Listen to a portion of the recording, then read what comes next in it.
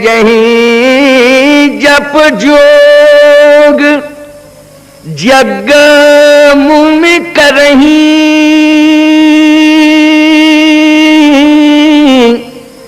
अति मारीच सुहावे डरहीं। इतना बड़ा संत यज्ञ करता है लेकिन फिर भी राक्षसों से डरता है। ये जानते हैं स्वामी सत्य प्रज्ञानंद सरस्वती इतना विशाल यज्ञ कर रहे हैं लेकिन फिर भी राक्षसों का भय है। इधर उधर तमाम बातें होती रहती हैं। राक्षसों से तो वो भी भयभीत हैं जिनका नाम विश्वामित्र जी। और आप विचार करना, वो वशिष्ठ की तपस्या से भयभीत नहीं है लेकिन मारीच के भय से भयभीत हैं। आप कहोगे क्यों? आप सिंह से लड़ सकते हो लेकिन मच्छरों से डरते हो। तो भाई डरते हो कि नहीं? अगर मच्छरों से न डरते होते तो मोर्टीन लगाते अपने कमरे में, इंतजाम करते। क्यों भाई, मैं गलत तो नहीं कह रहा हूं? आप सिंह से लड़ सकते हो लेकिन मच्छरों से डरते हो। तो विश्वामित्र जी महाराज क्या करते हैं कि जहीं जप जोग जग मुनि करहीं, लेकिन अति मारीच सुहावे डरहीं। तब तो गाधी तन मन चिंता व्यापी, ओ हरि बिन मरहि न निश्चर पापी। देखो भाई, मैंने आपसे कहा था ना, चिंता करने से काम नहीं चलेगा। आप अपनी दृष्टि का दृष्टिकोण बदल दीजिए, चिंता को चिंतन में बदल दीजिए। क्योंकि चिंता में और चिंतन में अंतर होता है। क्या अंतर होता है? आप सोचते हो कि हम चिंता करेंगे तो समस्या का समाधान हो जाएगा। यह बहुत गलत सोच है। चिंता करने से कभी समस्याओं का समाधान नहीं होता है, क्योंकि चिंता का संबंध श्मशान से है और चिंतन का संबंध समाधान से है। इसलिए चिंतन से ही समाधान हो सकता है, चिंता से नहीं।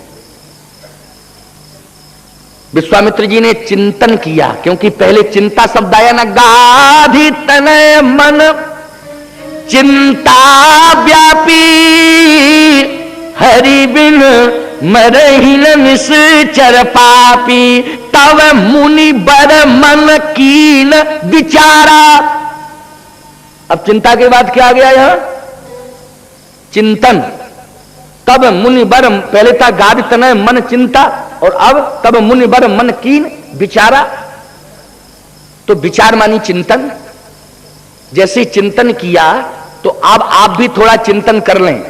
मान सम्मान प्रतिष्ठा की जो बात है ना, संत आश्रम में है तो महामुनि ज्ञानी है, लेकिन जैसे ही विचार किया तो तब मुनि बर,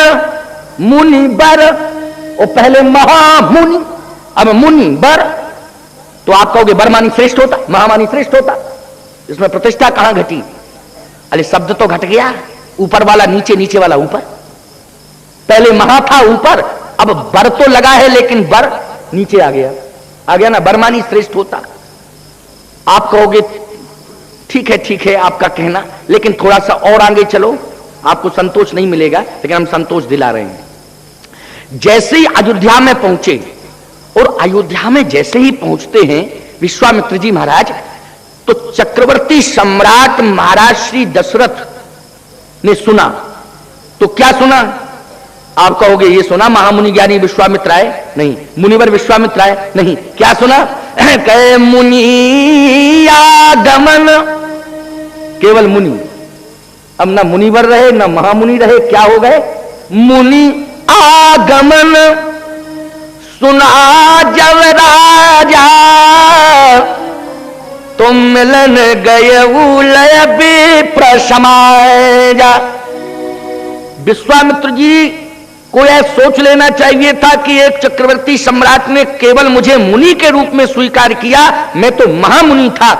तुरंत लौट जाना चाहिए था वापस आश्रम, कि मुझे ऐसा सम्मान नहीं चाहिए कि हमारा सम्मान घटा दिया। मुझे केवल मुनि बना दिया, लेकिन डटे रहे हो।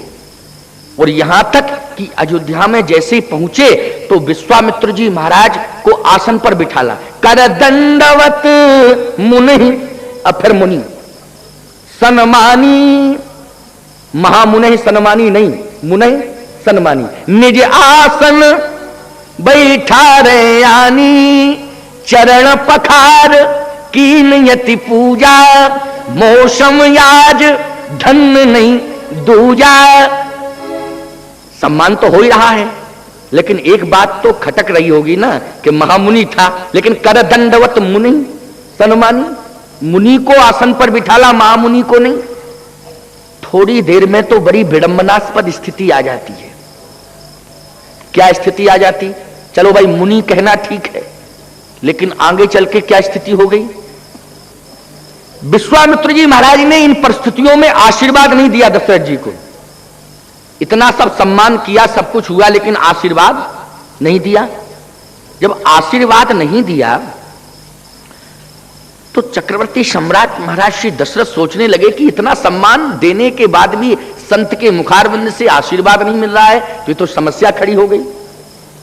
जैसे आप आरती उतारें, पाद प्रक्षालन करें, अर्चन वंदन करें और इसके बाद भी हम आपको आशीर्वाद न दें, तो आपको लगेगा कि हमारे द्वारा कोई भूल हुई है, ये सोचेंगे आप नहीं सोचेंगे?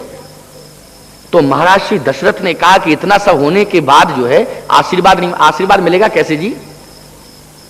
विश्वामित्र जी महाराज कितनी दूर से चल के आए और हम भी चल के आवे आपके यहां, और आप माला पहनाएं, आरती उतारें, चरणोदक लें और दिन भर आरती उतारते रहें और पेट में हमारे चूहे कूद रहे हों, आशीर्वाद देंगे हम?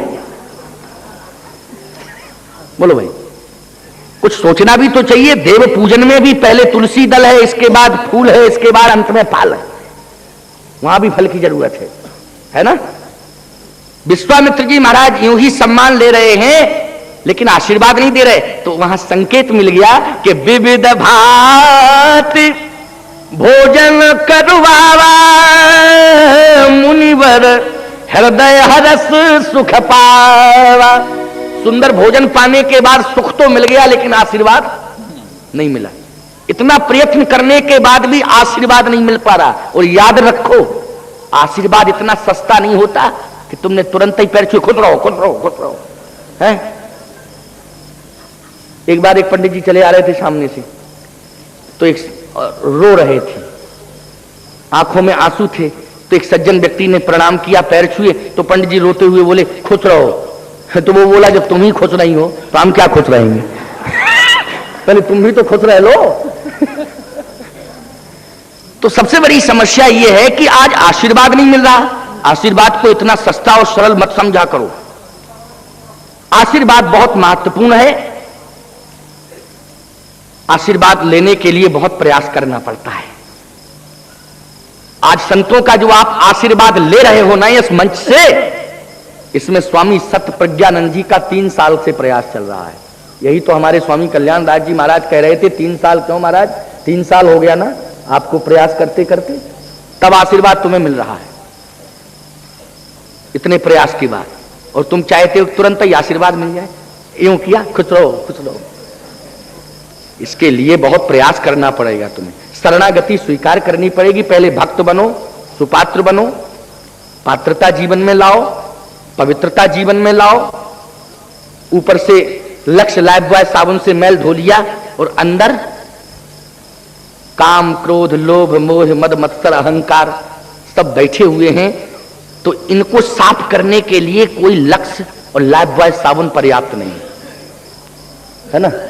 इनको साफ करने के लिए यह आयोजन जो चल रहा है, ये उपदेश वेद वाणी से, संत वाणी से ही हृदय का मल धोया जा सकता है, बाहरी साबुन से नहीं धोया जा सकता है। आप तो भाग्यवान लोग